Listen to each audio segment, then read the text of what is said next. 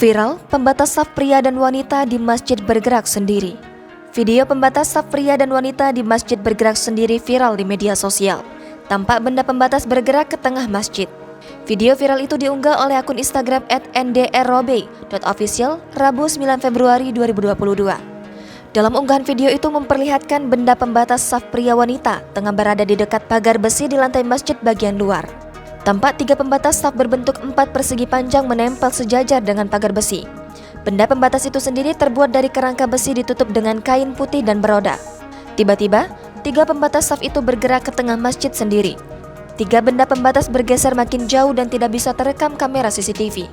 Lokasi kejadian di Masjid Kauman, Gerabak, Magelang, Jawa Tengah, Selasa 8 Februari 2022 pukul 11.00 waktu Indonesia Barat. Hingga kini, belum ada klarifikasi dari pihak-pihak terkait maupun dari pengurus Masjid Kauman tersebut.